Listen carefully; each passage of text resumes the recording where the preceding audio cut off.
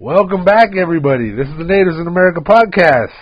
You should know that by now, but thank you anyway for tuning in. This is your host, Benjamin Juan, and with me, as always, is my co-host, Sky Anto. Sound off, brother. What's up? What's good? How we doing? What's happening? What's cracking? Lacking. All right. Tonight we are talking about what are we talking about? we're talking about. Okay, I know the concept what we're talking about. Why don't you tell the people what we're talking about? We're talking the pros and cons. Okay.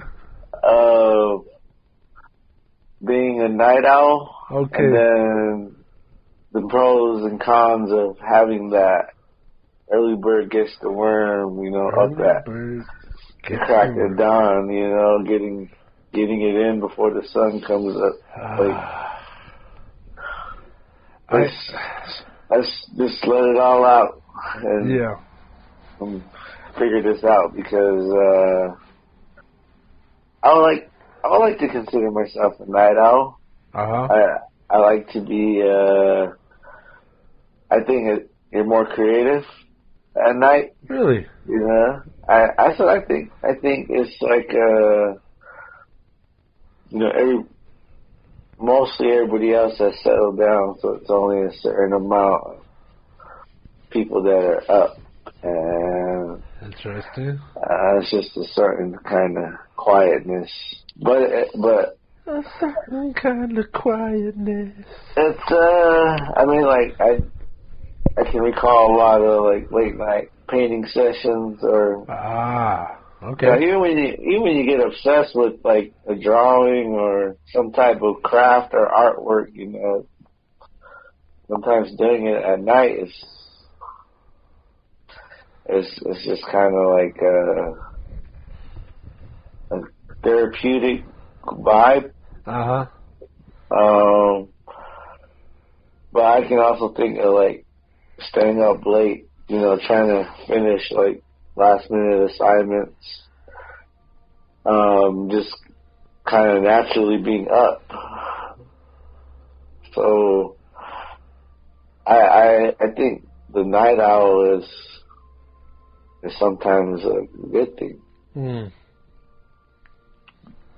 But I think I also struggle the next day because I'm tired. and there's still this, I guess, early bird mentality with other surroundings, and people are up, and maybe what we're really talking about is sleep. But I think, are there I guess, what are the cons of getting up early to get the worm? Well, first of all, I feel like I gotta mention all these hardcores that take a picture of their watch. They're up super early. I want to say David Goggin was one of them, the runner, Navy SEAL type guy, and he's every morning he's up and he takes a picture of his watch, and it's 4:55, 6 something. God damn. And right, that's my same response too, is God damn, what that. And I've also heard it said that that it's better to wake up early on your weekend off, on your days off, so that you have more hours of the day to enjoy your day. They kind of described it as having almost a full other day to yourself if you wake up early on a weekend. Okay. Now, I can see that. I like the sound of that. All right, I like the sound of that, but in practice, I'm not a big fan. I'm a big sleeper inner guy. I'll hug my pillow. I'll wake up, see the sun up, and just kind of block it out. Close the curtain a little more and roll over. So I'm trying to think of a con here. Well, that, I guess that I'm up to greet the sun kind of feeling, but like, I know it's a good feeling. It's a good feeling, but like I remember one time, because I think, and with the early bird getting the worm, you know, there's coffee, you know, like those. I mean, maybe not with everybody, but with me, there's still coffee in the morning, and I kind of enjoy it, you know, at the tip of the day. It's I guess like that, you're kind of, you're not rushing, you're just sort of just, like you were saying, like it's like having an extra day, but like, it's almost like a certain time. It's almost similar to the Nightowl, where it's like similar where there's only a few people up. Yeah. But in the past, I've gotten up like at 11 or, you know, sometimes noon, and I'll still pretend like I'm up early and I drink some coffee. Yeah. And it's the same feeling as getting up early. So like, I'm not saying it's a con, but I'm just saying I can still create that feeling of feeling productive waking up midday. Just throwing that out there, but you got to go to sleep early. That I don't know if that's a con, but yeah, I was just gonna bring that up. Well, like somebody who regularly works early morning, like starts at 6 or 7, you know, when the sun's coming up. I guess during the winter, they do get, like, I used to work with my cousin as a landscaper, and like I'd be up all hours of the night because that's naturally when I'm up. But like, I knew I'd have to get up early, and I'd be going to sleep at like midnight. You know, 11 o'clock, midnight, sometimes 1, and then I'd be getting up at 6 o'clock in the morning, 5 o'clock. And, yeah, that was hell for me, but I noticed whenever I try to go and drink with my cousin, he'd be, like, passing out, like, 8 o'clock, 9 o'clock, like he had his thing set, like his internal clock would put his ass out, like he'd be drinking hard, and then all of a sudden he's just like, all right, time to go to bed. Then he'd go lay down, and then he'd get a full, you know, at least 6 hours, sometimes 8. And I think really like the sleep is what's important. I'm not so much hinged on time. Like I always like to think of time as just a concept. Like it doesn't really exist. It only really exists because we made it up. You know, it's a human concept. You know, like a dolphin doesn't go, oh, what time is it? I'm going to eat. They fucking go and eat when they're hungry. I don't know. I think I brought up a dolphin because of today's exercises. So like I'm kind of like, there's no time like the present. There's no concept of time that's going to make me early or late. And then I start thinking, all right, well, where did time come from? I think it's kind of based on the rising and falling of the sun. Yeah. So it's like a relationship between the sun, the moon, and the earth. So scientifically, I'm like, well, there's something to that. We're really just tracking when to expect the sun to come back, you know? And as animals, which I say all the time, we're animals. We have a very, whether we admit it or not, acknowledge it or not, or feel it, we have this very deep connection with the planets. We brought this up in our astrology episode. It's like we have a connection, an animalistic connection to the moon and to the rotation of the earth and the sun. So, you know, time does come into factor there. Like, yes, time is of that world, of that relationship. I was gonna say, like, somebody disciplined to their schedule. Like, if 9 o'clock is the time to go to sleep, then regardless of what's happening, they gotta go to sleep. But like, I like the idea of if something pops off past 9, I'm not going to sleep at 9. I'm gonna enjoy whatever's happening in life. You know? Absolutely. Something you never know what's gonna happen. So it's like kind of always having that. It's bedtime. You're kind of limiting yourself to what could happen. I guess that's how I see it. Yeah. But then again, it's that waking up with that unfulfilled, maybe not getting enough rest, or having to start the day behind. And that's how I see it too, to where generally, I guess in the rat race, everyone's kind of working, and if you're starting off late, you're almost. But I think I like to see it the way you're seeing it, because I'm on a different schedule. Well, I'm kind of curious what your definition of a night owl is, because again, like people say, oh, don't eat after a certain time. It's going to affect your body different. I'm like, okay, time's a concept. You know, it's like, it doesn't exist.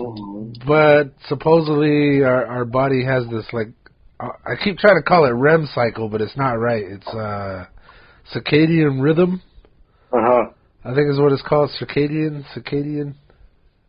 Yeah. Not the noise-making insect, but anyway, we have a rhythm. And it is, I think that's what's associated with the planets. And I think based off of that, your body reacts differently to food and stimuli. But I truly feel like I'm up and about and want to be up and about when it's night. When the sun goes down, I'm like up for anything. Maybe it's because we grew up here in the desert and it's always hot during the damn day. You know, during the summer.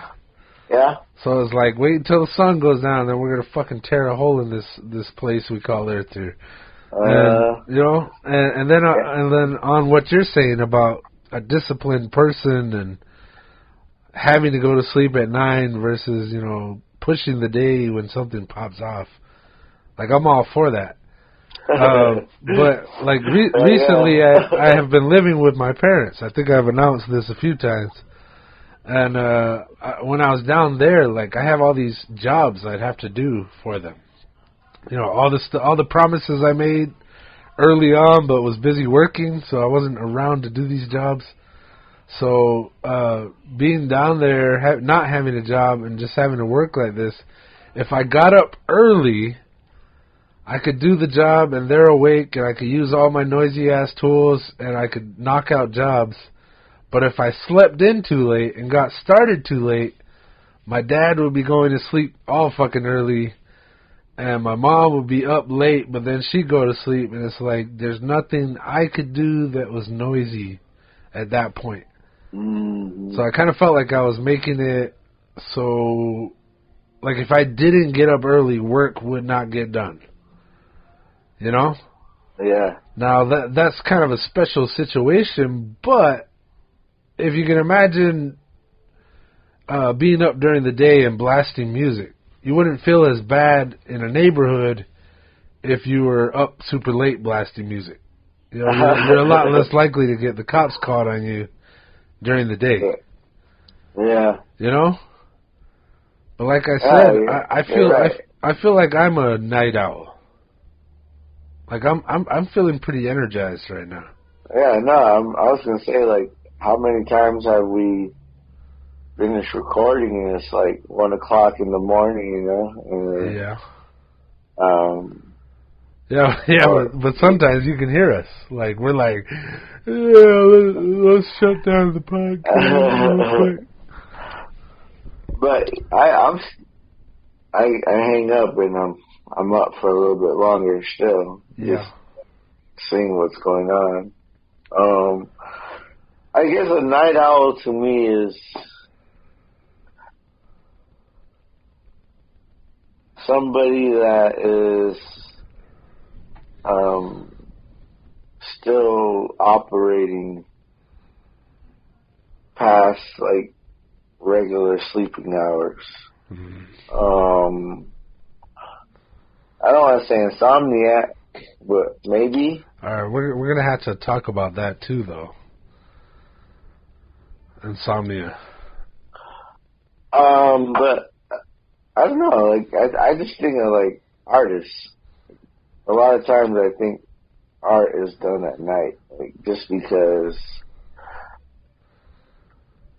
I mean, it is that quiet time, or if you need that. I don't know. It just again, there's a separation from.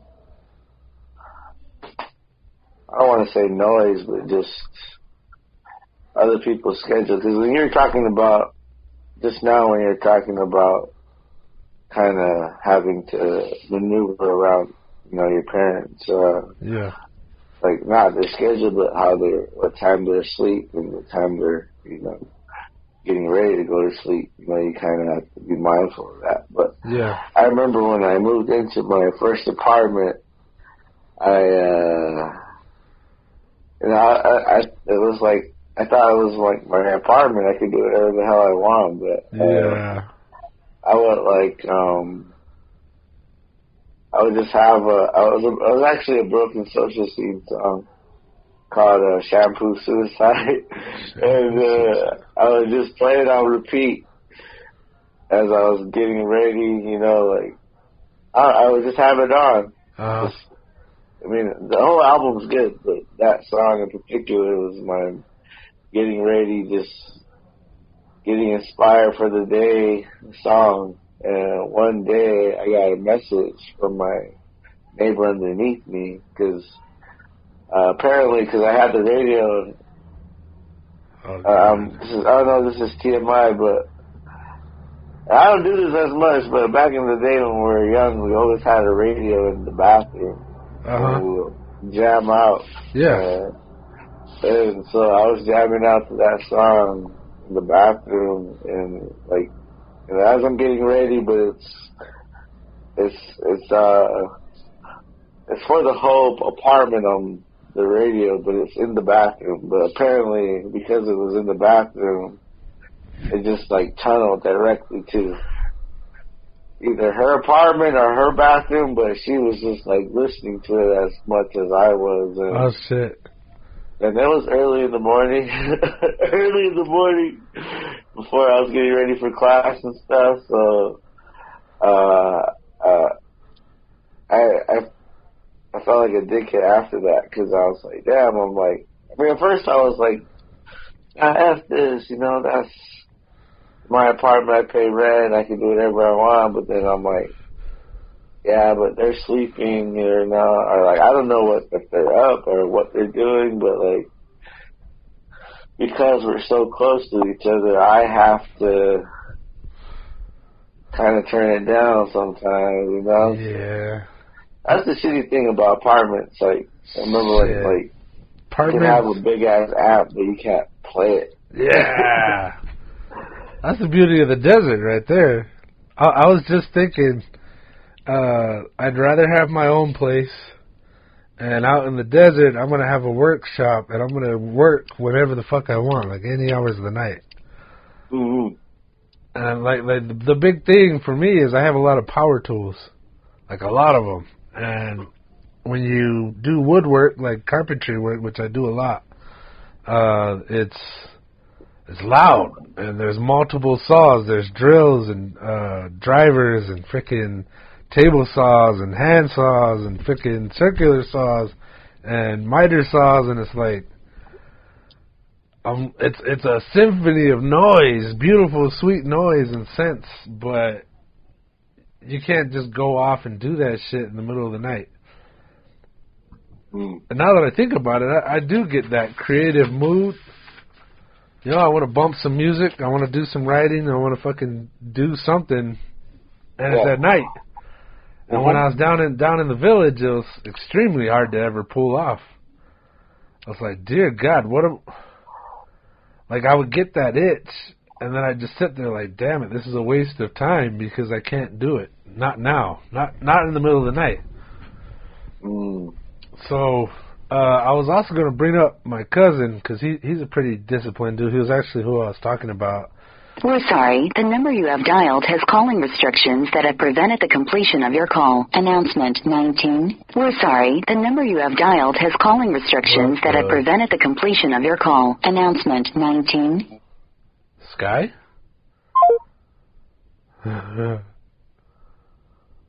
Sky? Whoa. Yo. What the hell was that? I know, it just cut off.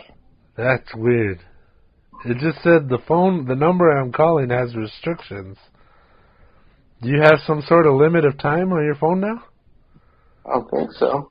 Whoa. Okay, well, I don't know what you heard last.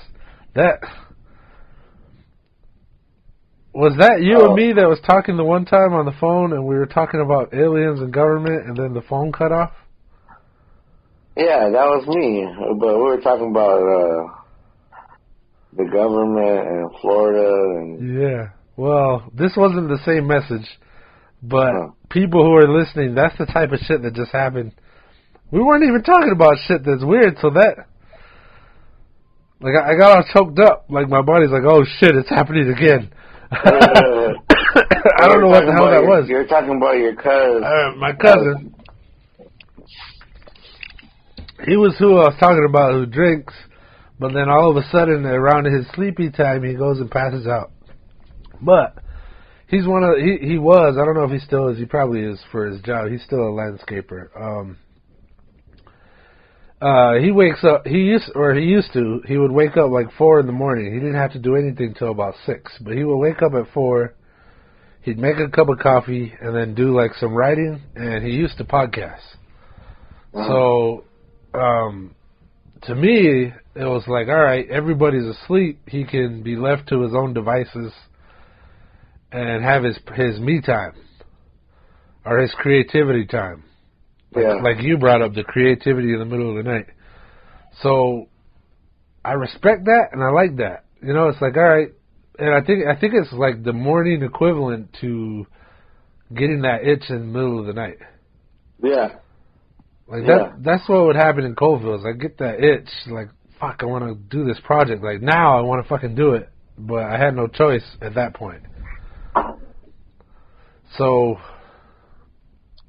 I'm still trying to go con on early bird stuff, and the real only con I can think of is whether or not you're sleeping. You know what I mean? Whoa. Like not getting enough sleep? Yeah. Still getting up early? Yeah, like if you're not going to sleep early, then getting up early is a fucking detriment to your health. No, I think, well, it's the other way, like, or that's the way I was thinking of it. Like, if someone's getting up early, then they're probably going to sleep at a decent time. But that's what I'm saying, like, having that discipline to go to bed early, you're kind of not open to what could happen past that time. Because you're trying to get the worm. Yeah. In the morning. Well. But there's a satisfying feeling of, because I guess I think of my college years, like hitting up the U of A early in the morning, and it's not everybody's there. Yeah. It's like there's few people there, you know, the workers that are opening those stores and stuff, but like the bulk of the people aren't there yet. So that was always kind of like a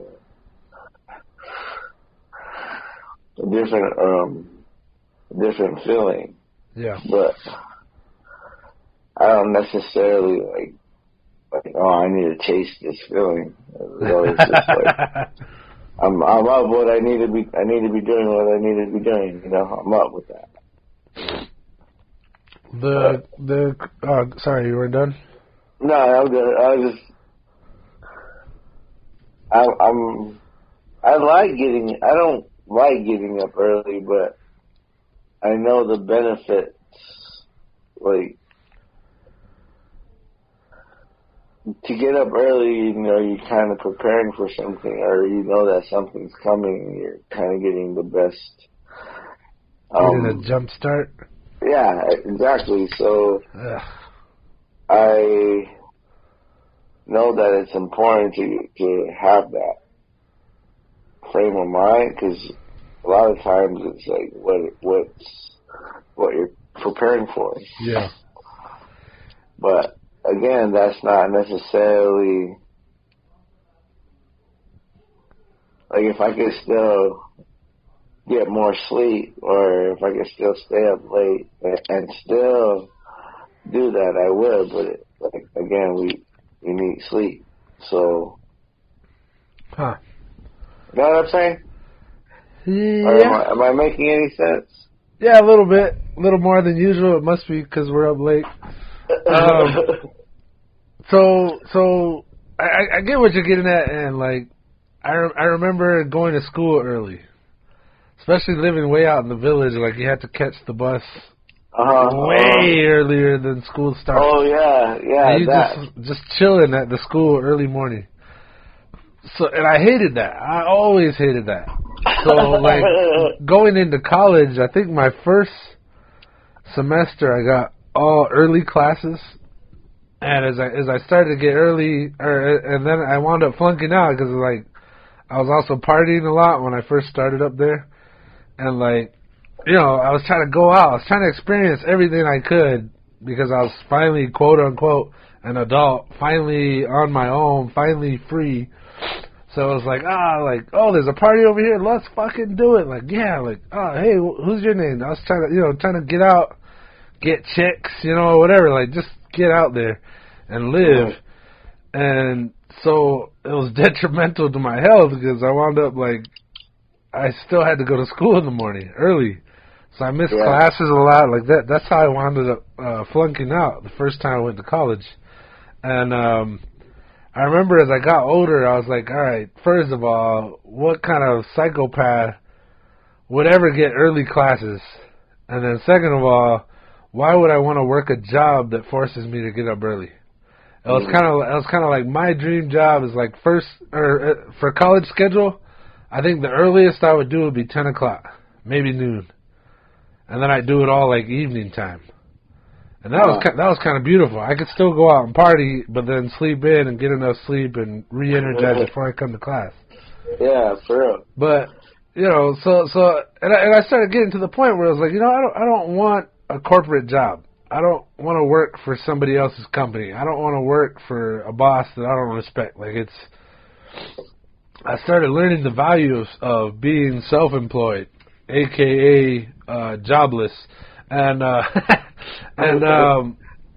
it was kind of, I thought it became like a lifestyle. Like, you know what, the kind of life I want is that starts when I'm ready, you know, the job, and, you know, I make my own hours. And, like, really, like, again, I'm going to go to the whole animal concept, like, besides the pure need of food, sleep, shelter, water, what else do you need? Like, really? Like, do you need to be up at a certain time of day? No. Do you need to go hold a job? No. It's like, but the world we live in has trained us to believe, you know, everything runs on a clock. You know, if you want to get the early worm, you know, if you want to get the worm, you got to be the early bird. Like, it's all like a concept designed by the people that are looking to get people to do their work for them. You know, it's like Hardy was saying, you know, we were making automatons, good little automatons, and we're trained, you know, oh, you got to get up early, you got to do the work, you got to do all this.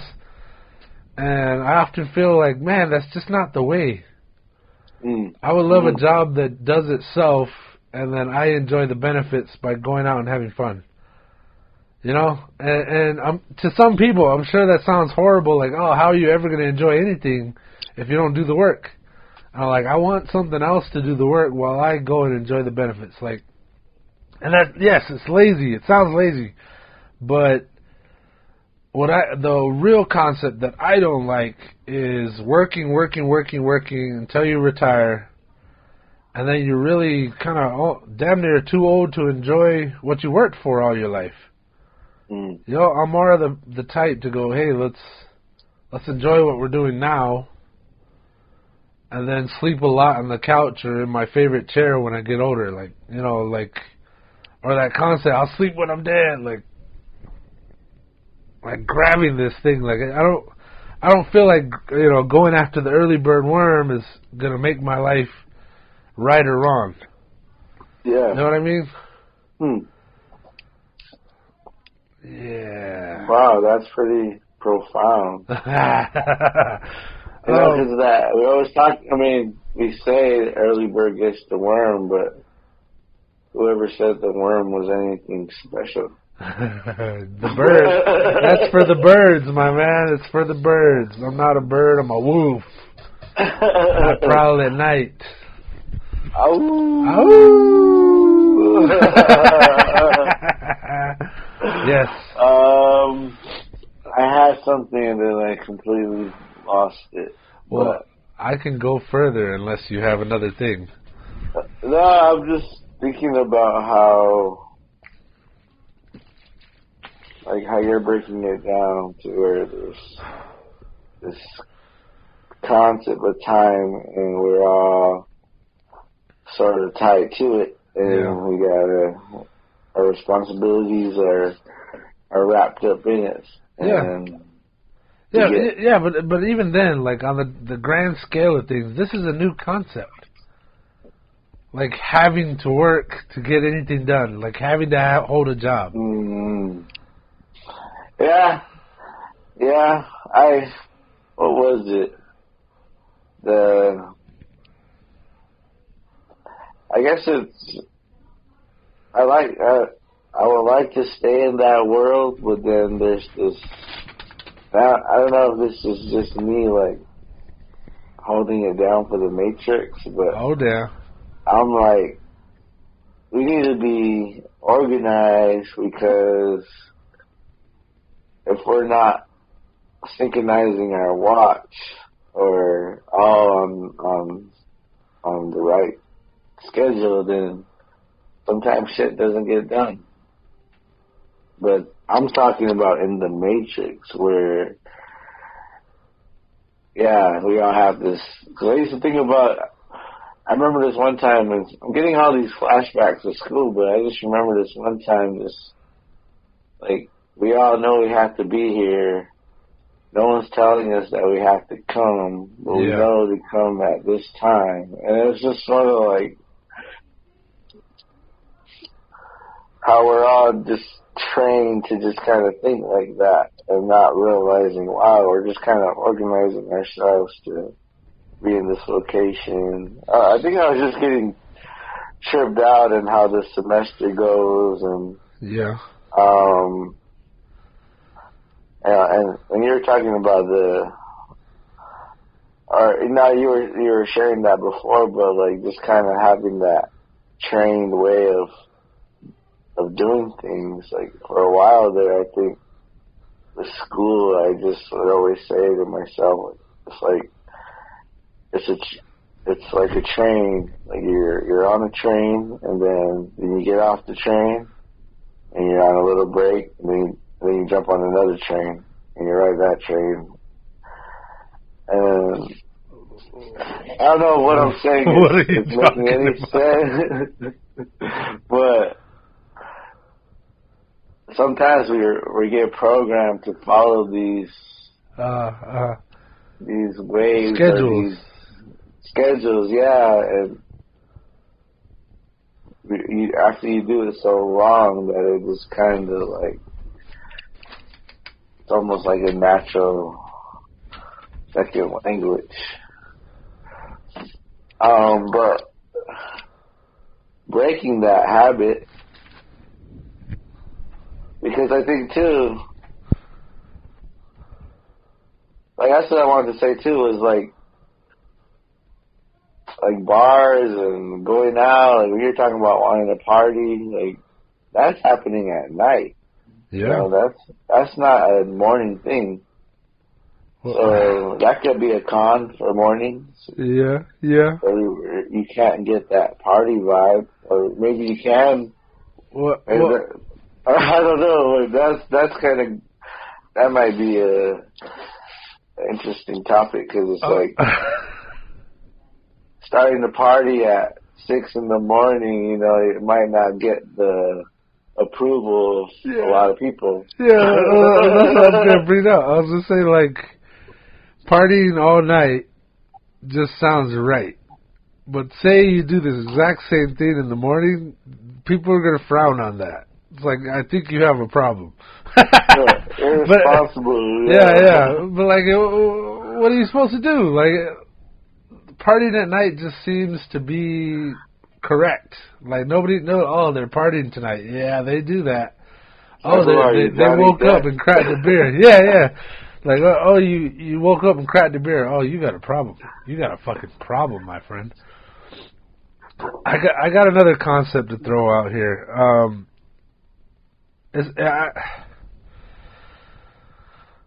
I've got a big problem with forced rules, societal forced rules, and I'm throwing the quotation marks, people, acceptable practices, living quote unquote proper. I've got a problem with that. I don't think we should all fit into a box, you know? I don't think that when people frown upon stuff that it makes you wrong or right, or them right and you wrong. Cause I'm a big fat heavy guy. All right, I'm big. I like to eat. I like to drink. Like, I enjoy doing what comes naturally to me. I like that. And as a result, I've become a big, meaning tall, and big, meaning fat, big fat guy. All right? Now, people will look at me and go, oh, you're going to have a heart attack soon, or, oh, that's an unhealthy lifestyle. Well, at the same time, let's say the flip side of that coin, skinny people who run every day and have, eat the right things, they die too of a heart attack. And you go, in my mind, that's an alarm. I goes, you know what? No. I don't want to be somebody who's sitting around counting calories. I've always said this, and it kind of, I learned it in, I want to say, psychology. And I've brought it up several times. I'm going to bring it up for this situation. And the concept was dirty thinking, bad feelings, being in a bad mood, worrying.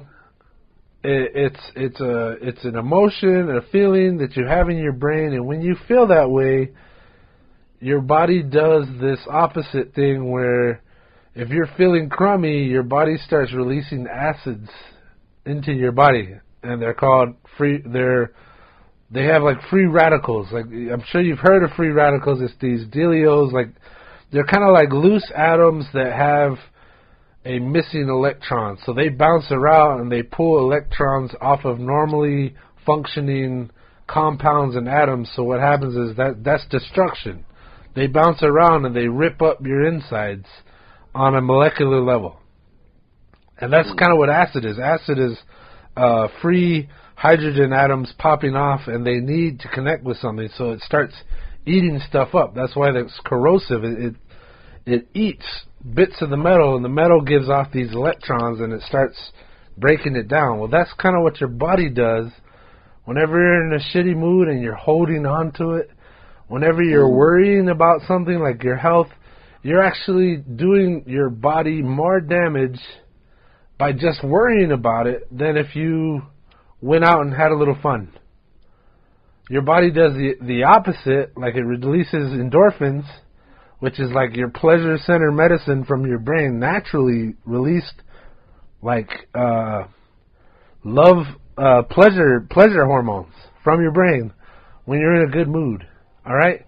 Now, if you're sitting around stressing about the calories in your steak when you could just be eating your damn steak and enjoying your steak, I think there's something wrong with it. I think you're you're stressing yourself unnecessarily.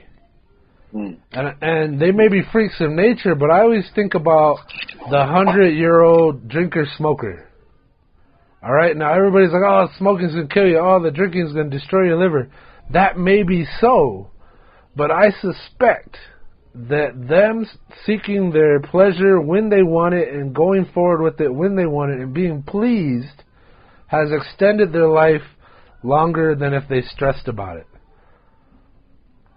And I think about all these healthy people. They're like, oh, you got to count calories. Oh, you have to work out right now. Oh, you have to do this. And if they don't, then they're all out of whack. They're all upset. They're all stressed out. And I just go back to that thing. When you're stressed out, your body releases free radicals and acids that just wear your body out. You can become physically sick by thinking about being sick. You know, you can make yourself sick by worrying about becoming sick. And it's just something the brain has power over your body. And our bodies are freaking amazing at adapting, amazing at curing stuff. Like say you destroy your liver all year. You're drinking. And then you just cut it all off. A lot of that damage, by just cutting it off and doing well, your liver can recover. You know? It's not guaranteed to recover, but it can. You know, there's something about the body and the mind, the control that the mind has over the bodies on a molecular level that makes me think we don't all have it figured out. And I see healthy people die too. You know, it's like, what does this have to do with night owls? I'm saying, what am I saying? I'm saying that it's all dependent on your point of view, whether you're happy or stressed. I'm saying you get enough sleep during the day instead of at night. I don't see anything wrong with that. Like, another thing too, like, the first time I actually started staying up overnight, like really doing it on a regular basis, was for a job. All right? And it was brutal. Like, for the first couple of months, like, that's when I really started drinking coffee. It was to actually keep myself awake. But it was like, the first couple of months, it was brutal. Like, I was kind of like nodding off, standing up. I'd be walking, and my eyes would close, and I'd keep walking, not realizing they were closed. It was like being behind the wheel of a car and closing your eyes. It's like dangerous, you know? Yeah. So those like night owl jobs, they're kind of killer.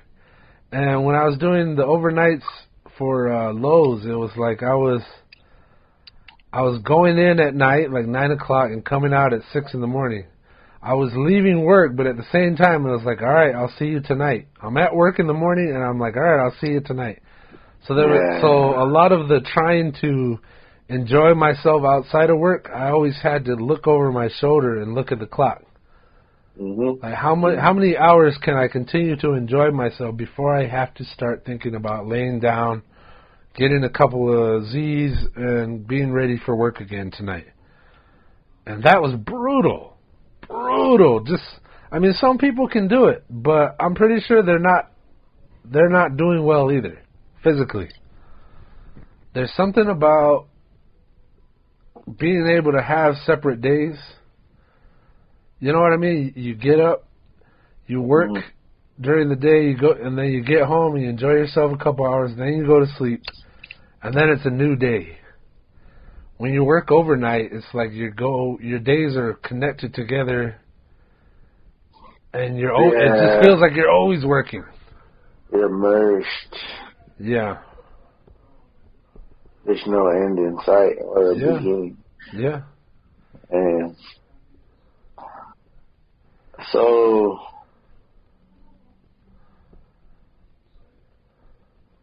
I guess, what are the cons of the night owl? I think we should go pros now, because we did cons of the early worm, and I think I just did cons of staying up overnight. I'll put it this way. I feel like if you get enough sleep at any time of the day, what does it matter what time you do stuff? But I was thinking of like the first time you're staying up late, like when you're growing up, like, and maybe it was just in our time, but like now kids got access to like everything, at any time of the day. They just turn on the Netflix and they can watch whatever they want to watch. But like I'm thinking of like all the good stuff was on late, like Jerry Springer and Beavis and Butthead and Saturday Night Live, like watching that in real time, like you had to stay up late. So I kind of associate staying up late to sort of, enjoy these things that weren't available during the day too. So I don't know that the concept of time has almost kind of changed too, because now we got access to like everything, and it's not only at this time or at 10 o'clock. Like you can watch stuff. You can watch the late show in the morning. It's not.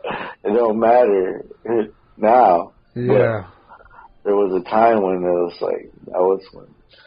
I mean, Conan, having to stay up late for Conan, and jeez, that was my time. That was like why is it? I was soaking that up. What? It seems every episode we're talking about the olden days now. we're like showing our age, how old we are. It's like if you wanted to watch these late night shows, you didn't have a choice. You just had to be up or miss it. And I was thinking about Saturday morning cartoons that I would get up early to make sure I could see the cartoons. You know what I mean? That's going way back. Way back. Old guy. Yeah, I hear you. And again, that's conforming to a schedule. Yeah. And I'll go back to the 100-year-old smoker drinker. Like I truly feel like the one, like the saying goes, there's what is it? I think it was the only true guarantees is death and taxes. Like you're definitely gonna have to do your taxes. You're definitely gonna die. You know what I mean? So like, I don't want to be like, oh, YOLO, bro. YOLO. Like you only live once, but fuck, like we're definitely not guaranteed a damn thing. We're not guaranteed to all be here at the end of the race. Yeah. And sometimes you make it way down the end of the race, and you've got regrets. Why didn't I do this? Why didn't I do that? Why didn't I eat that? Why didn't I fuck that person? Why didn't I, go to that party? It was like for one person it could be, oh, I worked hard all my life at school, trying to get the good grades, didn't go party, didn't go hang out with people. I was in the library studying, and then they get what they want, or they don't, which is probably the worst thing is when they don't get it. But like even when they do get it, I suspect it's not enough. I feel like those people wind up unfulfilled. Like, oh, I got my dream job, but now I don't know how to be normal around other people. So then you're just kind of an odd, weird person that can only hang out with the people you work with. You know what I mean? Yeah, but I don't know. That's kind of how it goes, though. Yeah, but why? Like, why? That's that discipline, though, like, to kind of set a goal. Yeah. I think that's the interesting part about it, is like, you can set a goal for something, but you're never going to know the true outcome of it until you get it done. Yeah. And so you might have expectations or sort of what's going to come out of it, but you don't really know. And sometimes people do things for the wrong reasons, and then they get to the end of the tunnel, and it's like, was it worth it? Am I complete? Did I get what I wanted out of that time that I could have been doing other things? And that's what you're saying when having regret. I think that's maybe another thing we're kind of talking about, is not having to look back on your time and being like, damn, I should have did this, I should have did that, when you're kind of appreciating your life in the moment, and knowing that you're doing what you want to be doing. So, yeah, I guess it's like, what is the reason behind your goal? Like, why are you doing what you're doing? Because you do miss out on things when you set that schedule, and you have a bigger thing in mind that you're trying to do. You do miss out on things, but that's kind of nature of the beast. So what you're talking about is, I don't know, maybe, I guess, still making time for, I guess, your life, other things, you're well-rounded. I mean, not just the grind, but I don't know what I'm saying, because I think everybody has a different reason to what they do. I kind of feel like those don't exist in the same realm of each other's. What's that? If you're a grinder, that well-rounding part is kind of missing. Maybe not the best people. There's some people that make that happen. You know what I mean? Like they'll do work really hard, and then they also play hard.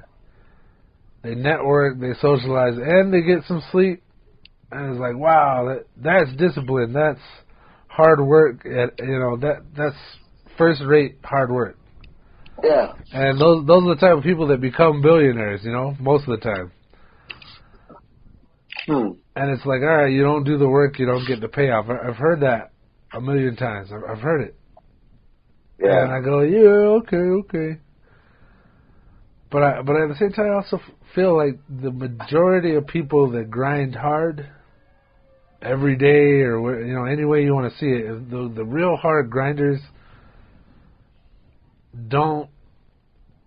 are not rounded. They have these hard edges where, I would like to go out, but I got to grind in the morning. Oh, yeah. So you guys go ahead because I got to grind. Or yeah.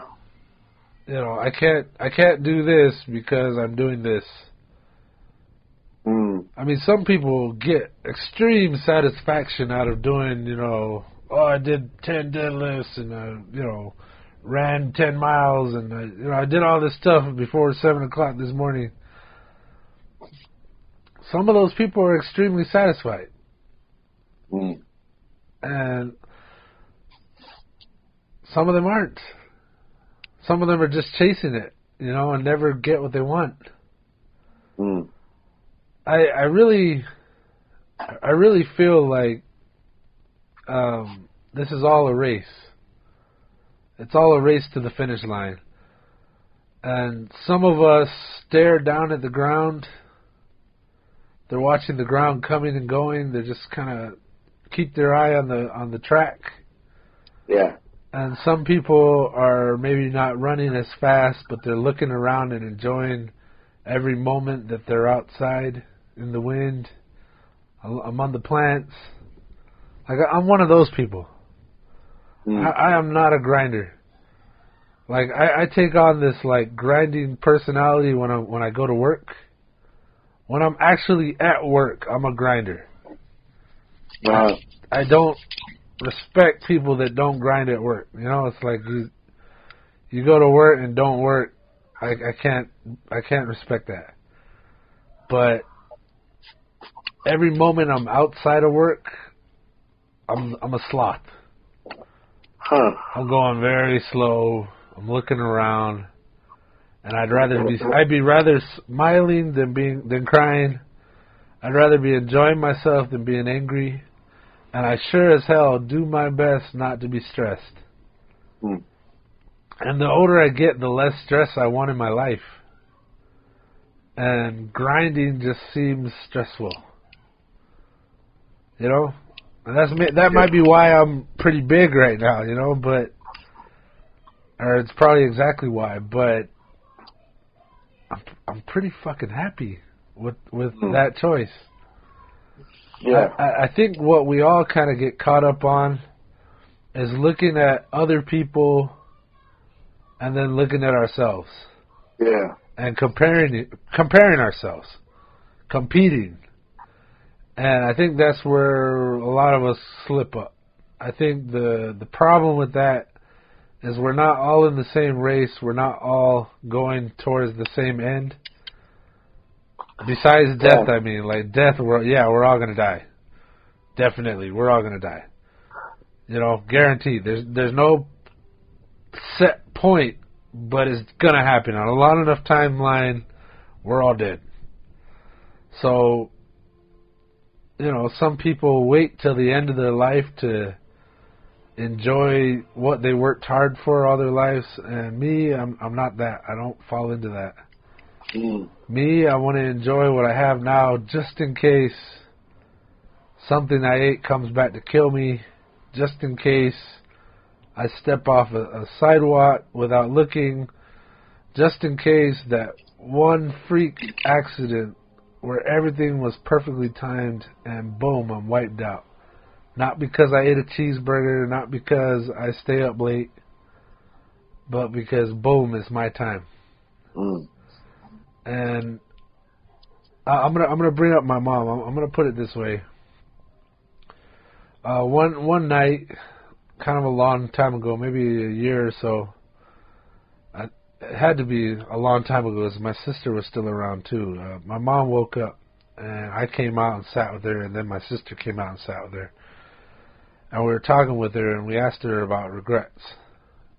And we asked her if she regretted staying on the reservation with us, because my mom's from Ohio, and she had a choice to make: take us back with her to Ohio, where we grow up as white people, or keep us here on the reservation, where we grow up as res people on the res, you know, native. And she's like, oh, and her ultimate decision was, I'm gonna keep you here so you have an identity and you belong to a place. And sometimes I've been really glad she did that, and sometimes I lament it, like, man, why did she do that? And she said she didn't regret that. But then she said, what I do regret was not traveling more. She says, now I'm at the point in my life where I can't do some of the things that I still want to do. And that was fucking heartbreaking to me. It was like fuck, like I started thinking about all the things that I want to do that maybe I can't do as a fat man, you know? Or at some point I'm going to reach an age where I can't go to Babo's Peak. You know? There'll be at some point in my life where I won't be able to do that. Yeah. And it got me thinking, like, damn, I better get started now. Now is the time. Because, first of all, like I said, I'm not guaranteed to live as old as she is. And I could still wind up with regrets then. Yeah. And so yeah, like I'm wired for this to enjoy myself now. And yeah, I see what you're saying. Yeah, and I feel the stares. I feel the dirty looks. People that are going to hear this, they're going to be like, ah, this lazy fuck.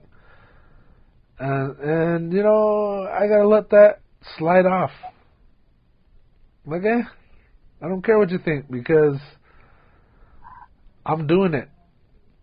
I'm doing exactly what I want to do right now. I'm doing it.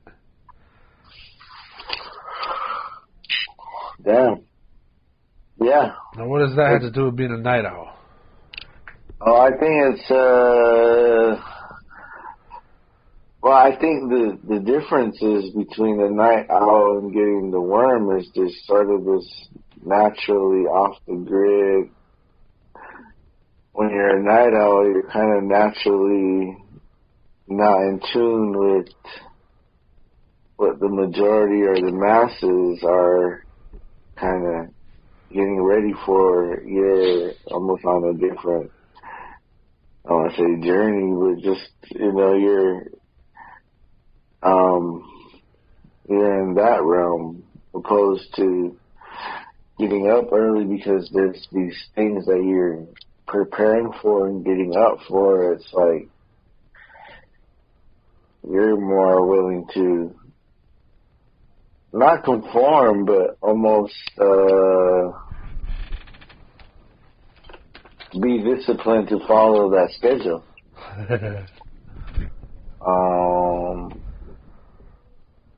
So there's these, I guess, I don't want to say expectations, but just kind of like we're being honest with how we want to spend our time, and sometimes people get caught up in you're supposed to do it this way, or yeah, I did it this way, so you gotta do it this way. Yeah. Almost kind of like those social norms that you kind of, we kind of either get categorized in or expected to follow. But I think that's always a thing where, I don't know if it's just people older than you expecting you to go one way and you went this way. Yeah. That's how I see it sometimes, where maybe they thought you were going to do this and you did it the other way. Yeah. I don't know, sometimes but a lot of that too is like kind of being comfortable with your own identity. But like a lot of people that saw you as a younger person and now you're coming into an older age where you're having to make decisions and, like you said, be the adult, you know. It's like that, like the grandpa skateboarding. You're like, why is the grandpa skateboarding? He's not supposed to be doing that. But we have these social norm goggles that we wear sometimes. Yeah. But again, it's like judging. Yeah. Well, but why do we do that? Ultimately, I think that was the point I was trying to get. I'm just running my mouth, but ultimately, it was that. Like, I don't have to fit into somebody else's idea of what is the right way to live your life. I think we're all at different paces, different lives, different ideas. I like when I come into contact with like-minded people. And sometimes I even enjoy a rant of somebody who doesn't agree with me. But ultimately, I'm like, you know, it's apples to oranges. You can't compare us to each other's. Yeah, yeah. And if you're so caught up on what somebody else is doing, you know, you're letting your life go to waste anyway. Your own life. You know? Yeah. Like keep your eyes on your page and let me worry about me. I think that's maybe the envy where, like, I think everybody has their talents and their specialties, and everybody's different. But when we see somebody else have success or maybe doing something that you admire, I wish I could do that, or I can do that, and it just kind of becomes this, you know, ultimately putting yourself down because you're not honoring what you can do and what you bring to the table. So I don't know if we all do that, like, unconsciously, where, oh, I'm not as good as that person because that person can do that. Or, but I guess when it comes to, like, knowing what you have and kind of mastering that, there's also sort of a way of not behaving, but, like, I guess, you know, handling your power. What great power comes great responsibility, like that. Like, if you have it and you're trying to use it, you kind of got to use it, like, responsibly. But I don't know if I'm connecting the dots to what you were saying earlier, because I don't know, like, sometimes we do let people's critiques bother us, or somebody's not complaints, but their criticism, maybe. Yeah. Where it's like, I shouldn't take this personally, but I am, because I feel strongly about what I'm doing, you know, like, in my head, I feel I'm doing the right thing, and you don't see it that way. But, like I was saying, like, some people don't see what you see, so there's almost no way of getting to that person or getting them to change their mind. It's almost like, well, I still got to do what I want to do. Yeah.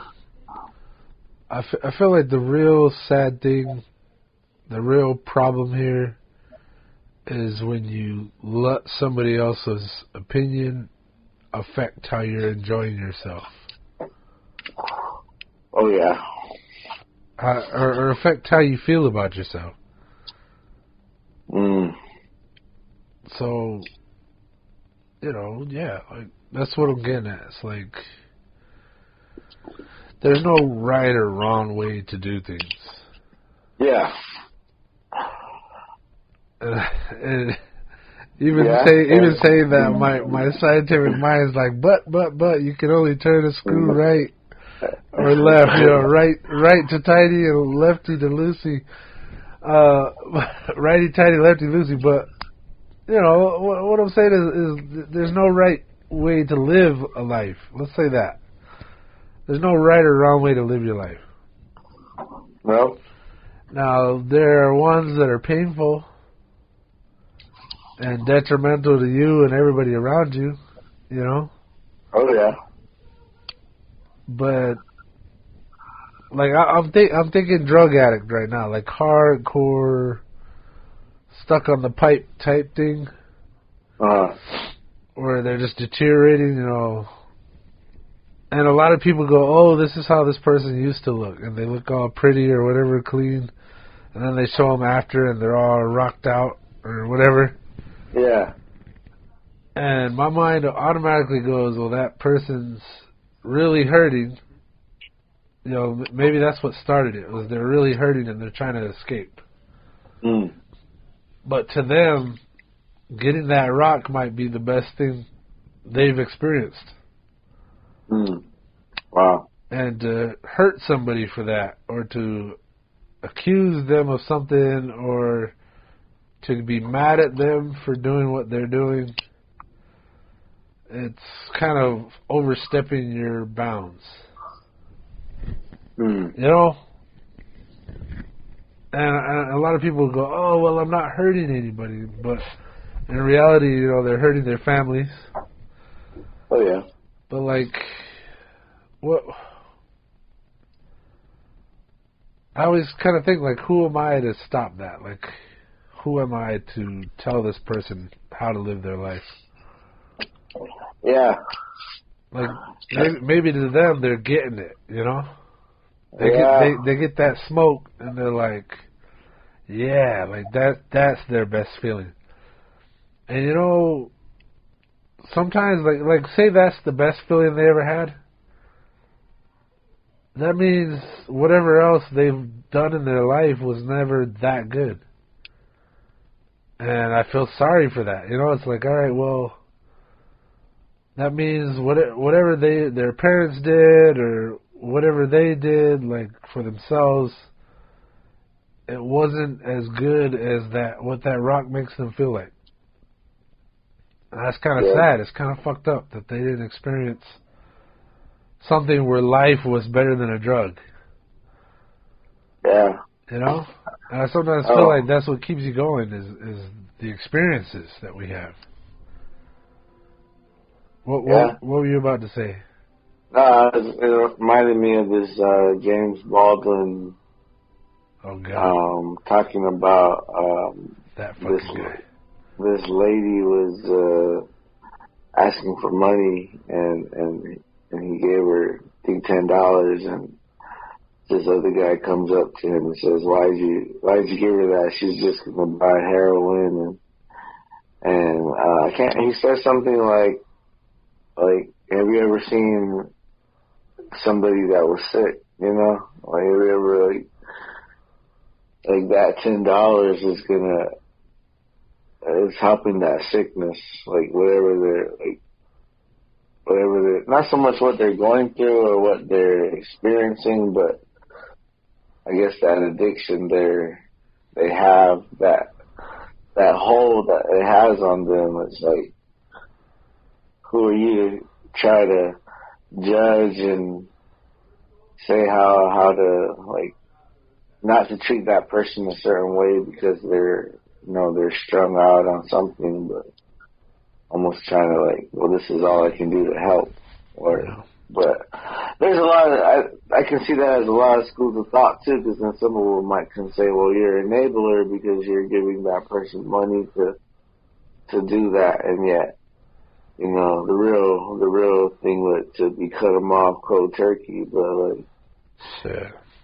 And when we're talking about, like, time, like, we don't know how long somebody has, and if someone's just got the short end of the stick their whole life, and I mean, 'cause that's one thing that I've kind of noticed over, like, this year.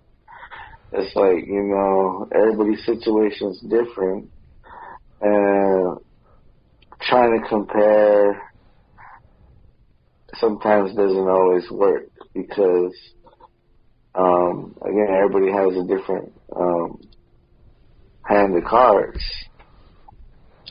and everybody's like, everybody's not almost like everybody has a different time, or a different, like, I don't want to say a clock running, but in reality, yeah. But I think it's also where, for the time being, this is just how it is. But I don't know how we started talking about someone being addicted, but I think it's like how we as a whole can be so judgmental or criticize someone's decisions based off of our own comparisons of what is right and wrong, and going out the whole it's gray all the time. Like it's kind of situational, but I guess it's like at the end of the day, you have those people in your life that have you kind of to a certain expectation. Yeah. And not everybody has that. Yeah. You know, like some of those people strung out. All they knew was pain before that. Some of them, you know. Mm-hmm. And when they do their drug, they don't feel that pain anymore. Even if it's for a moment. Oh yeah. Nah, I just always think of Kurt Cobain. You know, like talks about having these like stomach pains his whole life, and if that's he's self-medicated with the drugs, but like he was dependent on it, and really, I don't know. I want to say it did impact his life, but like that was somebody that was really hurting and really, trying to go through it. But like everybody still has their opinions on it, and but like I just like the pain was that bad, But when we start comparing, I don't know, maybe it's like, maybe we have different, all we do, like, I guess, tolerance of pain, what we can endure. Yeah. I always liked the concept that you'd be surprised what you can get used to. Like somebody growing up in the suburbs, never ever hearing a gunshot, and then maybe they move somewhere and there are gunshots every night. People getting robbed outside their doors. Like crazy shit going on, and then you just adapt to that. Or like people in war-torn countries. Like we're lucky to the point where a lot of that's not happening here. But then a lot of the other people out there, bombs are going off and they're just used to it. They're like, oh, somebody's blowing something up again. All right, oh well. And then they just go about their day. Yeah. And it's just like that's what they're adapted to. This is it's on topic, but a little off topic. But out here on our res, the sonic booms. Mm-hmm. It's like I've always known them to be here. Like every once in a while, you're gonna hear boom. Yeah. And one of the guys I work with, he's only been out here for a few years, but he still gets freaked out when he hears those, and he's just like, man, is someone gonna do something about it? But like in my mind, I'm like, man, this is just living on the res. It's not like it's just a part of what comes, Yeah. I don't know how to change it or fix it or what, but it's just I got used to it. Yeah. What's hard for me now, like since I haven't been working up to this point, it's really hard to be wearing shoes again. Like even when I would work, I'd be shoeless. Like I would just be barefoot, doing shit in the yard, just rolling around, taking care of the garden, like knocking out little projects. I'd be barefoot.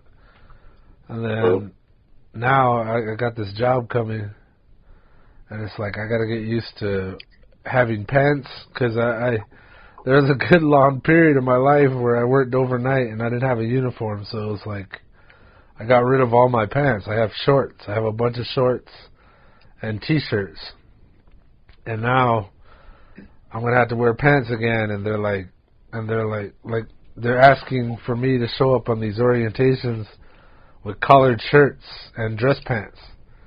Ooh. And I've got like one pair of good Dickies. So yesterday I wore the same pants. They're just my clean Dickies. And they're clean because I just bought them for this. And I don't have a single collared shirt. Oh, damn. It's crazy. Like when I was working several years ago at Home Depot, I had become a supervisor, so I had to invest in like a whole bunch of collared shirts, like dress clothes. Yeah. And even before that, I was working overnights and there was no uniform, so I had worn shorts. So it was this huge, like really sweaty change to wear pants again. And now I'm joining the workforce again, and I'm gonna have to wear pants again. And I'm going to these orientations, and they're like, no T-shirts. But I wore a T-shirt both days. I'm gonna wear one tomorrow. And it's like, look, like until I get paid, there are gonna be no collared shirts on this body because I don't have them. I'm broke as fuck right now. I was expecting to be working already, like at least halfway through the, like maybe a half a month ago. So I started spending my money like the money was coming, and then it took even longer. So now I'm like flat broke, waiting on this first paycheck to come through. But the truth is, like, I have no choice. I'm between a rock and a hard place. I don't own a single collared shirt. Like I think I have one, and it's like a really old, like work shirt that I used to wear as a landscaper. So it's like it's faded, and whenever it gets wet, it smells like sweat. Even though sweat and like mold, maybe a little bit of mold. Even though like I just washed it. Damn. It's so ingrained with my body sweat and shit. Like it's a nasty shirt, and I'm not gonna wear that to work. As far as first impressions go. So I'm gonna wear a clean T-shirt that is not allowed, but it's like I have to do it. I don't have a choice. You can't make me make the choice. Like the alternative is not coming in. And that's not going to happen. So, I don't know why I brought that up. I guess it's just about conforming to the norms. Yeah. No, you got a dilemma right there. Yeah. But I think that's kind of been the point of this entire podcast so far. I don't even know if we can call it Night Owls right now, like the pros and cons of Night Owls. But it's led to this entire conversation of, social norms and expectations and, what you're willing to go through to get what you want. Like the conformity of the workforce. Yeah. And I think workforce really does define whether you're a night owl or not, or when you sleep, Mm-hmm. It's not so much the clock. Yeah. I wake up late most days, but because I know I have. Well, I mean, I guess I'm not disciplined enough to be getting up mad early consistently. Like I said, sometimes things pop off at night and I stay up late, and it's just how it is. Yeah. Or most nights something comes up, or like a lot of reasons to stay up, and so I guess getting better at knowing what I got to do in the morning, and I don't know, maybe because I still like to be up late. Yeah. I still, I'm them. I still like to see what's up. And, you know, sometimes there are people still up that you're interacting with. I mean, like right now, how late is it? And we're still keeping it up, keeping the vibe up. Yeah, trying to.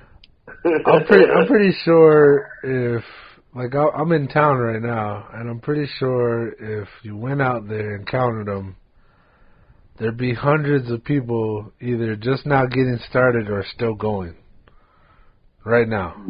And that's just Tucson alone. Hundreds of people. Like, we're definitely not alone in this right now. Yeah. I remember before we were talking about. We talked about it off the record, but we were talking about maybe this was time to move the cheese for me. Yeah. In my work. Yeah. Or, you know, just kind of entertaining the thought of moving the cheese to, I don't want to say spice things up, but just to kind of, you know, maybe this chapter has ended and I gotta start a new chapter. Yeah. But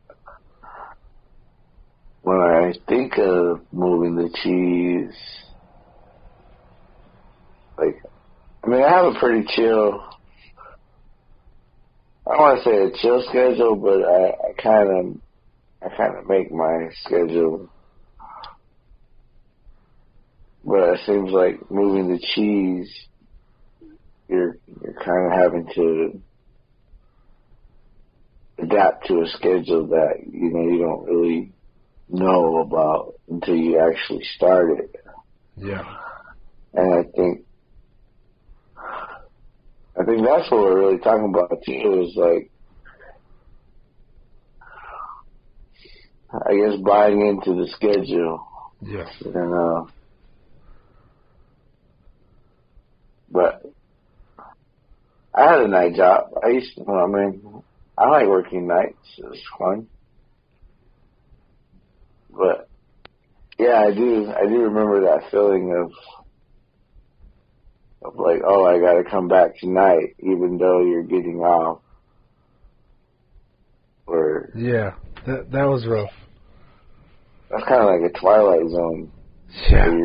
Or Groundhog, where you're just kind of, you're going forward, but yet you're still being taken into the same day you were in. Yeah, I was like, wasn't I just here? Yeah, for real. Yeah, what I liked about working overnight was winter or summer, I wasn't out in the sun. I was like, that was kind of nice. Like, it was something that I appreciated. Like, even during the summer, it would be a warm night, but I wouldn't be hot. And like, the city looks different at night. Like, there's lights, you know, there's sounds. There was even animals. Like, there was a wash right next door to the building, and I could see all these like animals out and about, and they'd even come into the store. And it was peaceful. There's kind of a quieting down of the majority, I think, that comes with nighttime. So, like, if the majority of people are going to sleep and I'm up, I get to enjoy a little bit of the silence of having a lot less people out and about driving their cars. You know, smoking the place up. Oh, yeah. Like, especially in the desert, like, and I'm talking about the village right now, like, there are some places I wouldn't want to be walking at night, but I do love being out at night in the desert. Yeah. Like, even if I'm just, like, sitting on the porch, and it's quiet, you know, there's a lot less cars going up and down the highway. And It's just silent.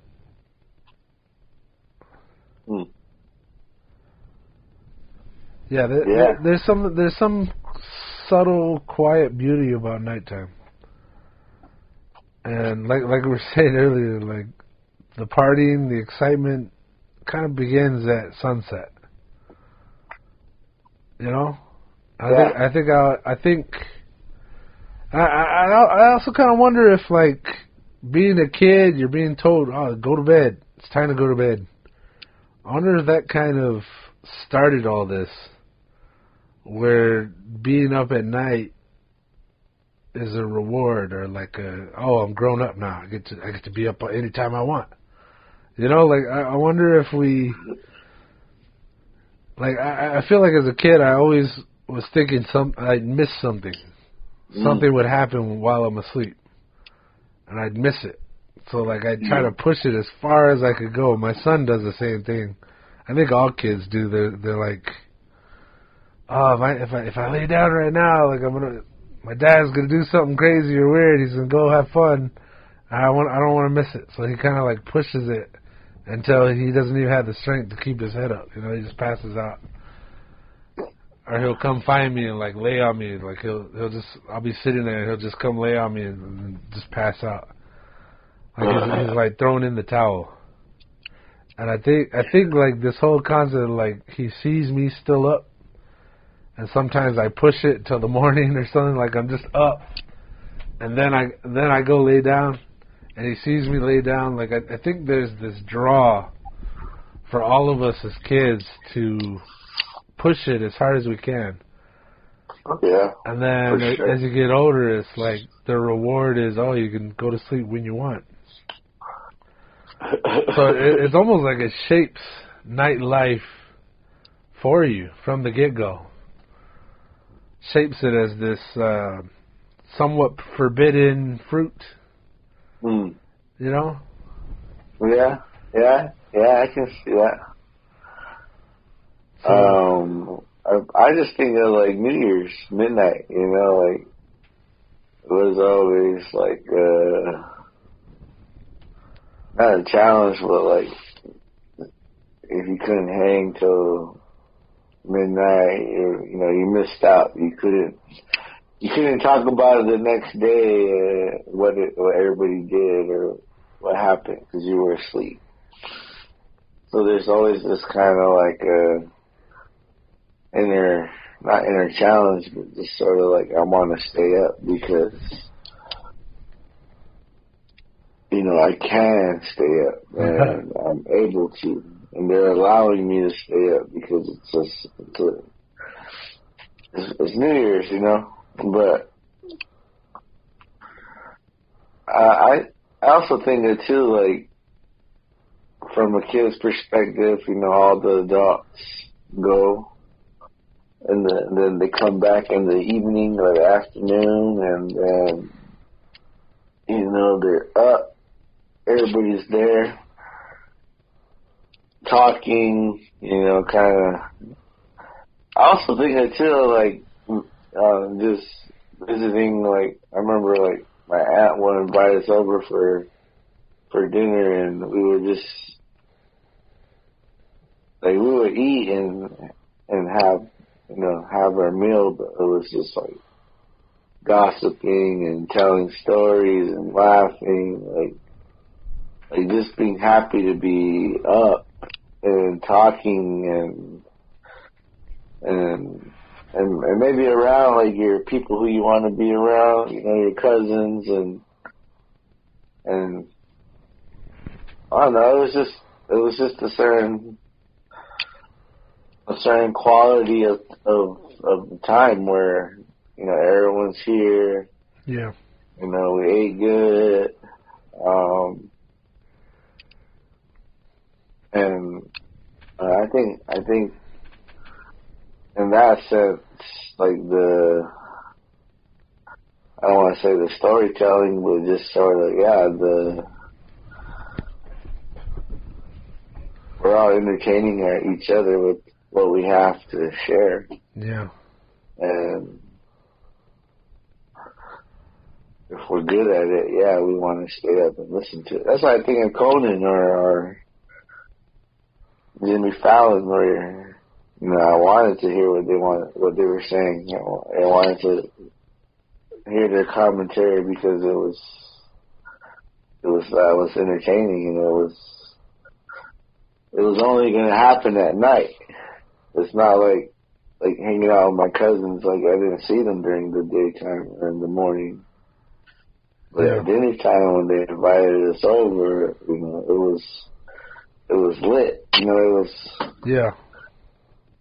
It's like that same feeling of like New Year's or Christmas, like when everybody's together, but we're not always together. So this is kind of a special time. Yeah. Yeah, you got me thinking about the BS. Oh yeah, ain't no BS in the morning, Yeah, yeah, exactly. Or at least not mid-morning. So elders, adults, and kids alike are just all together enjoying the night. There's some lights out. There's a fire. I think fire is another big part of this whole nightlife. And there's music. And if you're kids, you're running around playing, and you probably don't have any adults telling you, hey, it's time to go to bed, because they're doing their thing. Their adults are trying to get laid or just trying to dance, just enjoying themselves. So they're not. They're just letting the kids roam free. So the kids are like wild animals, and they're actually allowed to stay up.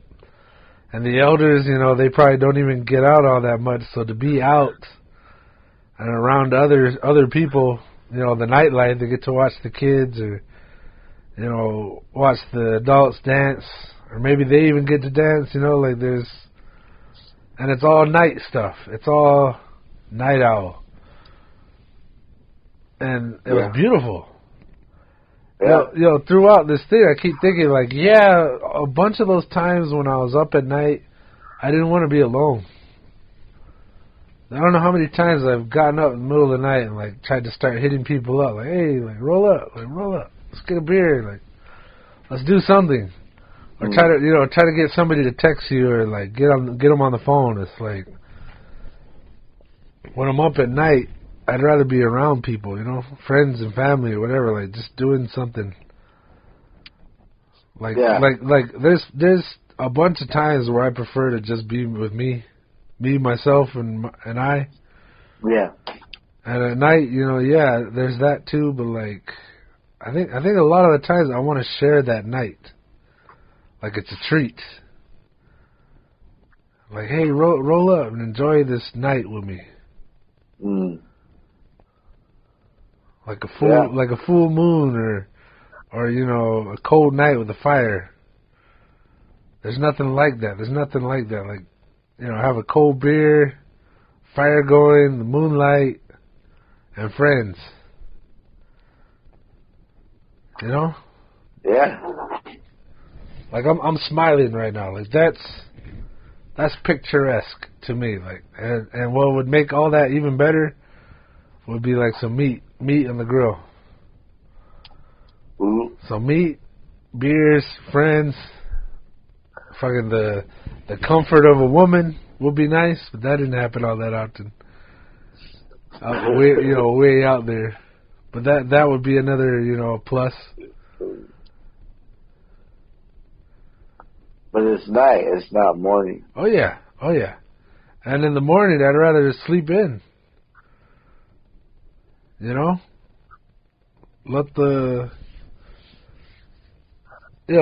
I've had my fun at night, which is when I prefer to have it, and then in the morning, I just want to sleep.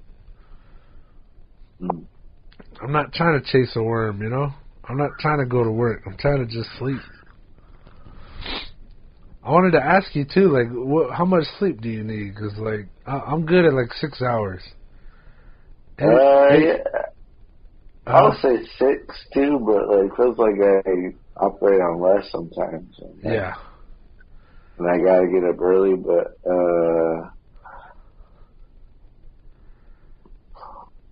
if I know if it's a big day, and I try to get 6 or more, 7 or 8 if possible. But and again, like I said, like stuff pops off, and I'm just like,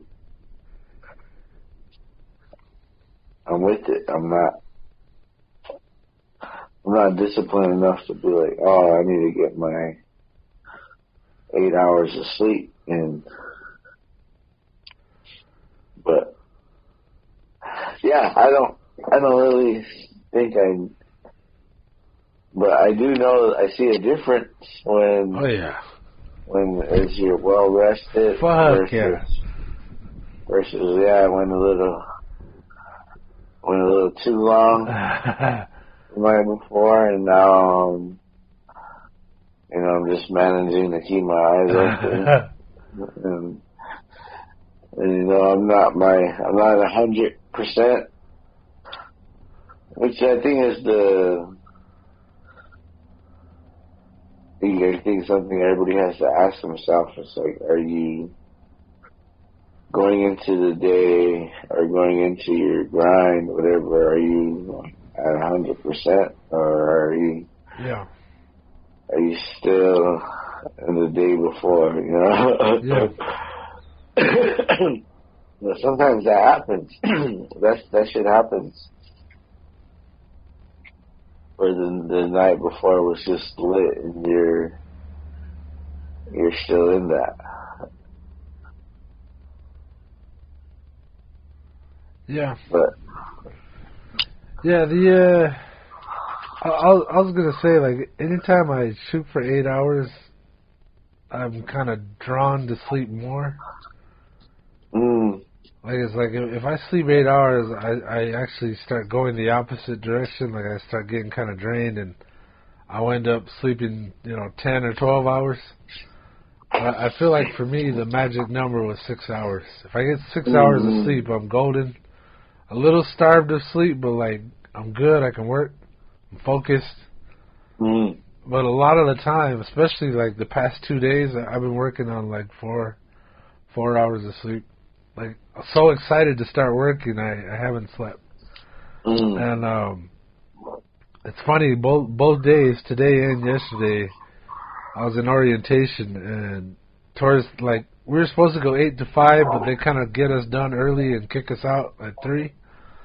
And right about 2 o'clock, 3 o'clock, like, they'd be hitting the presentations, and both of our presenters were the type of people that read. They were giving us PowerPoints, and they were reading every point. Like, they were reading the PowerPoint word for word. And both times I felt really bad, but I just started like nodding off, or like what I'm learning about myself is I do this like really heavy breathing, like I'll still have my eyes open, but I start breathing like that. I start leaning, So I felt real bad because we're in a small room. They could obviously see me or hear me breathing like that, but it's like that whole monotone talking, and there's just reading every word. Like, there's no back and forth conversation. They're just kind of talking at us.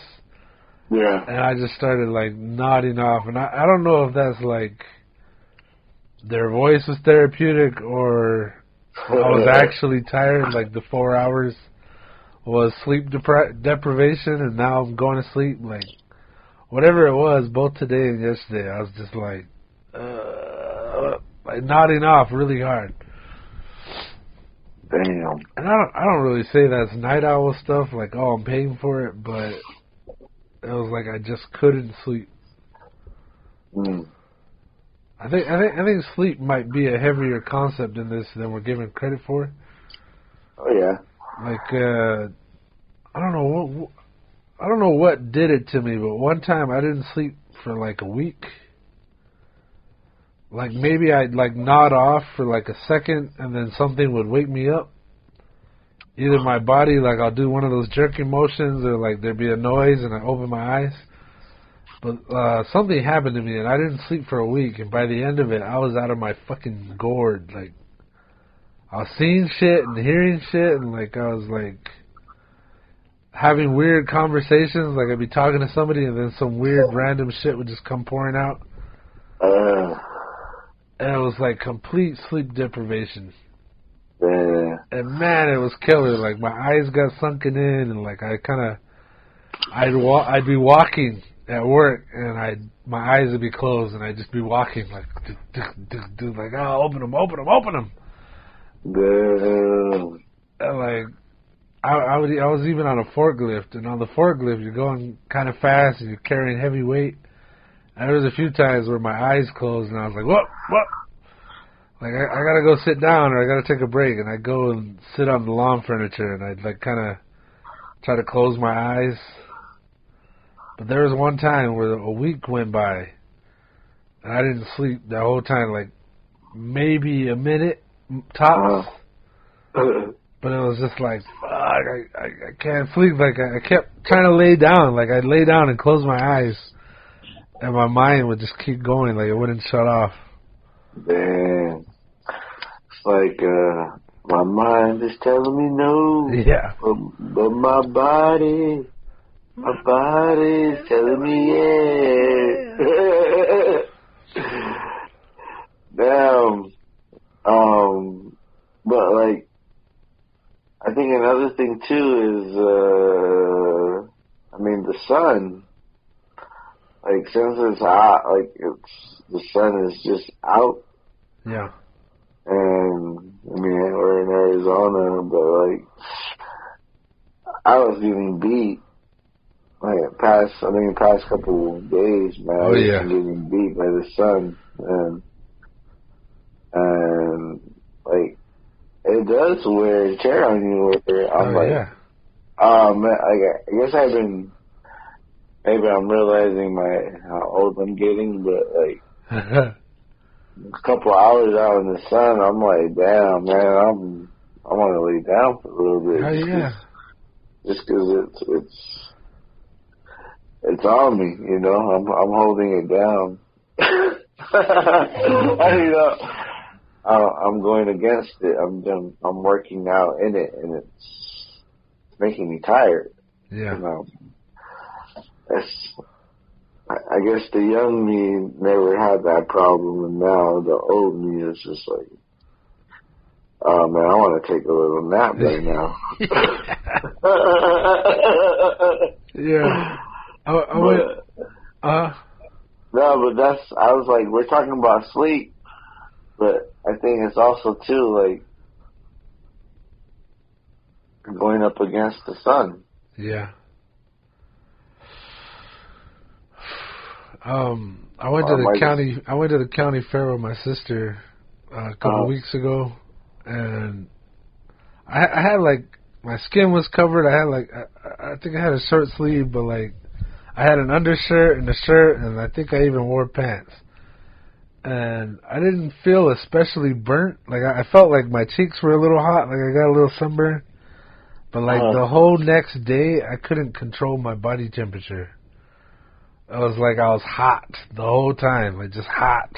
And I was like, fuck, I feel like I got a whole body sunburn. Like even through the shirt, it burned me. Like, and I wasn't like, you know, blisters or skin peeling off, but it was like I got cooked. And the next day, like I kept sleeping. Like I couldn't do shit. I was like, I'm gonna go lay down. Like this is crazy. And middle of the day, I just go lay down. Wake up, be up late, and then go lay down again. Like, damn, it took a toll on me. Yeah. I know. What's crazy is like we're kind of dependent on the sun too. Like I was talking about that today with this guy that we might have on next week. We were saying that he was saying that our skin breathes. That our he was pointing out the fact that our skin is the largest organ on our body. Mm. And he said that back in the day, the people were naked, not because they couldn't afford clothes or weren't making clothes, but because they were breathing. Mm. And I was like, that's an interesting concept. And at the same time, our skin turns sunlight into vitamin D. And he said he took it a step further and said it also took vitamin D to create hormones. Some of our hormones in our body are natural hormones. And it's saying that our skin was breathing. Now, so it's like, all right, yes, I do prefer the nightlife, but we also need the sun.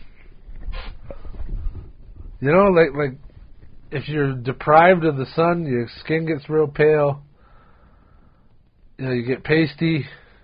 And I kind of imagine you stop doing so well health-wise if you're just completely deprived of sun.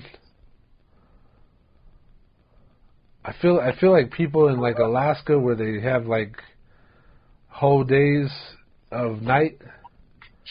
I think they have like 30 days of night, something like that. Yeah. Well, I know it's like real crazy where it's like always dark, you know. It's like Yeah, it's like they're angled to the sun. And I'm pretty sure they need like extra nutrients during those times. Yeah. So I mean, if we're still talking pros and cons of night owling, that's probably one of them. Is this like absence of the sun as a con? I'm saying a con right now. But damn, like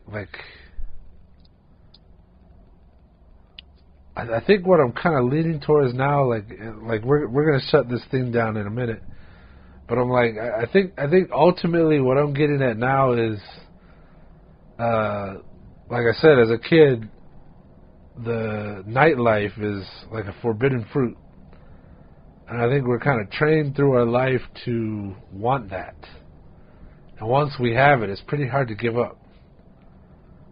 Like give up that nightlife. And then it seems like the only people that would shun the night are people that we're calling grinders, but really they seem like grinders to us because we don't want to do it. You know, you don't want to wake up early. And again, I go back to time's a concept, man-made concept. Time. We have watches and clocks and cell phones that keep track of time. And, you know, people say don't eat at a certain time, and it's like I eat when I'm hungry. I probably slept through most of the day, and now I'm up. So it's like, what am I going to do now? Like, I came home from the orientation, and I was burned out, and I wound up passing out. Both times. Today and yesterday. I was like I was wiped out. I don't know if it's like, oh, I'm back at school, or if it was just like so much information that comes in an orientation. Yeah. You know, signing papers and learning rules and going through the handbooks. But both times I came home and just passed the fuck out. I mean, it could easily be that I didn't sleep both nights. I was so excited. Like, the first night, I didn't even go to sleep. I did. I slept like an hour. And then yesterday, I slept like 4 hours. So, that could easily be why I slept when I got back. But I feel like I was, like, mentally worn out. Yeah, that'll happen. Do you has this changed your thinking about night owling at all? Like do you have a conclusion? Do you have a conclusion for the people? I think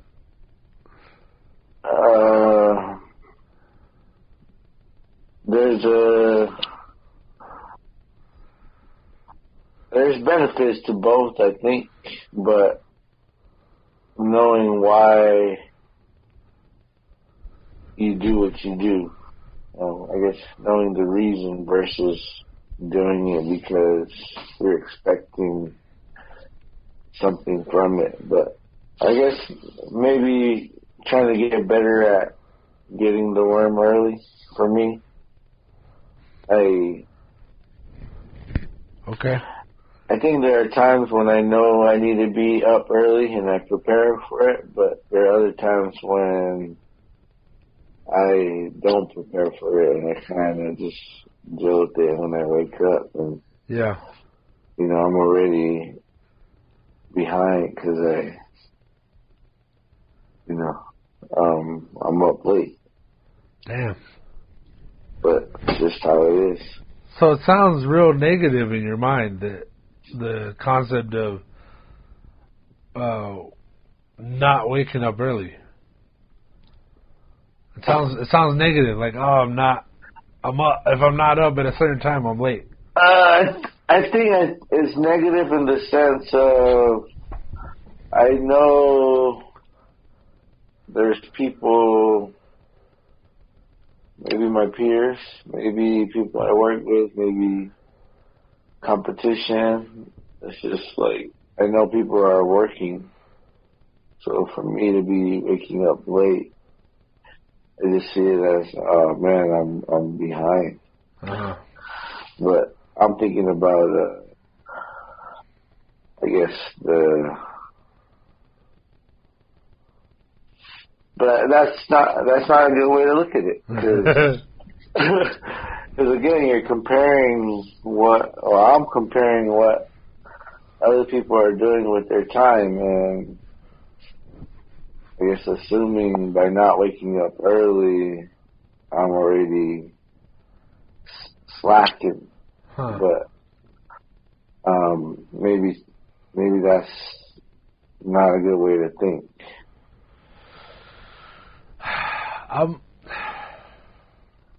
I'm of the mind that if you're feeling bad about yourself, it's not good. Mm. So if your way of thinking right now about waking up early makes you feel bad, that's the problem. I don't need to fix that. How you feel about it, perspective. I was watching this funny meme the other day, and this guy's like, well, whenever I'm feeling bad, I think about my buddy. He exercises twice a day, he reads 2 books a week, and he has sex 2 or 3 times a week. And then he complains to me about being in prison. Yeah, it's like he's getting boned, but he's working out and reading books. He's either boning other dudes or he's getting boned. You know, it's like, but it sounds good. It sounds good on paper. Like, oh yeah, he's getting regular sex, he's getting regular exercise, and he's reading books.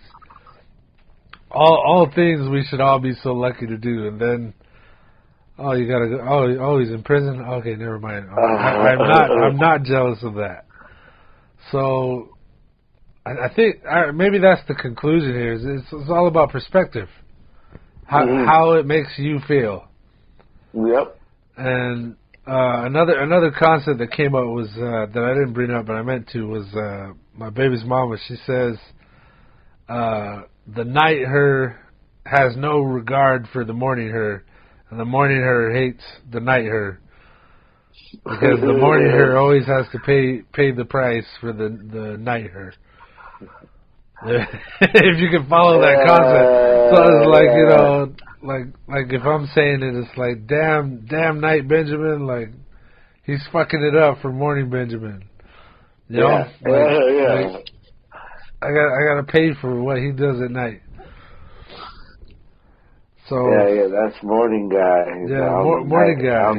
I'm night guy. Yeah, you're Mr. Friday night. Yeah. The night guy seems to have more fun than the morning guy. I'll put it that way right now. I think so. Prospectively.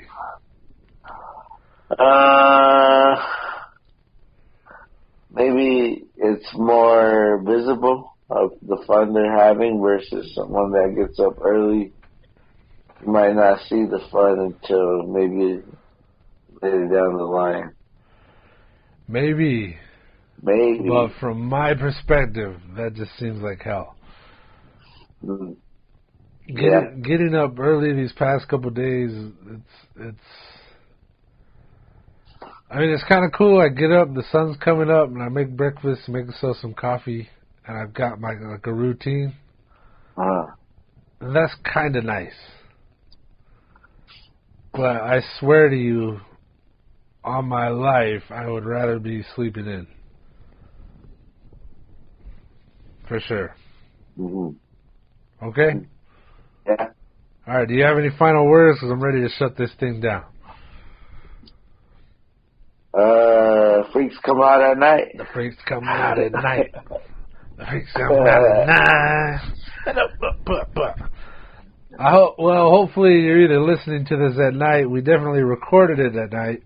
Mm-hmm. Or you're listening to it in the morning because you're one of them grinders.